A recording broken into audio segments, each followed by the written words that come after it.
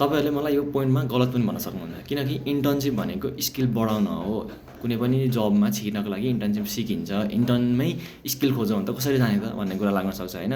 हो, म पनि त्यही भन्छु, मैले पनि त्यही भन्थेँ, किनकि मलाई पनि इन्टर्नमा छिर्ने बेलामा मलाई पनि खासै केही आउन थियो। तर के हुँदो रहेछ भन्दा आइटी फिल्डमा छिरेपछि थाहा भयो कि इन्टर्नसिप भनेको कम्प्लिटली तपाईँहरूलाई सिकाउने मात्र होइन, तपाईँहरूले के दिनुहुन्छ भनेर नि हेर्छन्। तपाईँहरूसँग अलिकति कतिको नलेज छ, तपाईँहरू कुन डोमेनमा छिर्दै हुनुहुन्छ। मानिलिउँ तपाईँ डेभलपर हो भने तपाईँहरूले प्रोजेक्ट कतिको गरेको छ, एपिआई बुझाएको छैन, अथराइजेसन बुझाएको छैन, अथेन्टिकेसन बुझाएको छैन होइन, अरू कुराहरू त्यसले ब्याकएन्डमा कसरी कनेक्ट गर्छ त्यो कुरा बुझाएको छैन। आइटी फिल्डको कुरा गर्दा जस्तै अरू फिल्डमा अब जस्तै बिबिएसको फिल्डमा, एमबिएको फिल्डमा अरू कुरा होला होइन।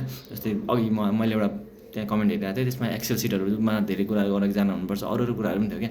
सो आइटी फिल्डको कुरा गर्दाखेरि चाहिँ एज अ डेभलपर चाहिँ तपाईँ जाँदै हुनुहुन्छ भने प्रोजेक्ट के गरेको छ यसले, यसमा नलेज छ छैन भन्नुहुन्छ। किनकि कुनै पनि कम्पनीमा एउटै स्ट्याक हुँदैन, कुनैमा डटनेट हुन्छ, कुनैमा जाभा हुन्छ। तपाईँ जाभाको कम्पनीमा जाँदै हुन्छ, तपाईँ डटनेट लिएर जाँदै हुन्छ भने अर्को मान्छे जाभा लिएर जाँदैछ भने प्रोजेक्ट जाभालाई लिन्छ है, डटनेटलाई लिँदैन।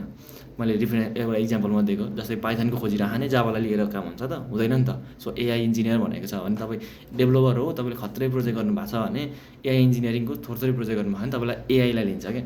सो मैले भन्न खोजेको के भन्दाखेरि आइटी फिल्डमा यदि इन्टर्नसिप गर्न खोज्दै हुनुहुन्छ भने चाहिँ तपाईँको स्किल म्याटर गर्छ, एकदमै म्याटर गर्छ। तर स्किल भन्दैमा खत्रै तपाईँ जान्ने हुनुपर्छ भन्ने हुँदैन क्या। तपाईँले गर्न सक्छु है भनेर देखाउनु पर्ने कुराहरू हुन्छ। कम्पिटिसन बढेको छ नि त। तपाईँ जुन कम्पनीमा इन्टर्नसिप खोज्न जाँदै हुन्छ, तपाईँ एक्लै हुनुहुन्न, तपाईँको साथी हुनुहुन्छ, क्लासमेट हुन्छ। तपाईँहरू कतिजना पढ्नु भएको थियो, 48जनामा 20जना त त्यही होलान्, अरू कलेजमा होलान्, अरू युनिभर्सिटीमा होलान् होइन। सो कतिजना छन् त टोटलमा हेर्नुहोस् न, कति छन् त। सबैले इन्टर्नसिप खोजिरहन्छ, एउटै ब्याचको हुन्छन्।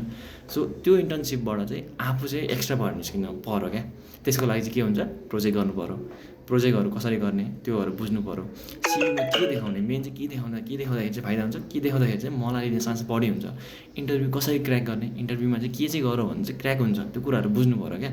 सो इन्टर्नसिप भनेको चाहिँ म त सिक्न जाने हो, मलाई केही आउँदैन भनेर त्यो अडिक भएर चाहिँ नबस्नुहोस्, त्यो जिद्दीपन लिएर नबस्नुहोस्।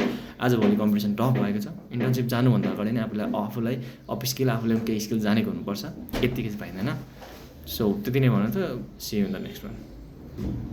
यदि अरू केही छ भने यु क्यान कमेन्ट डाउन।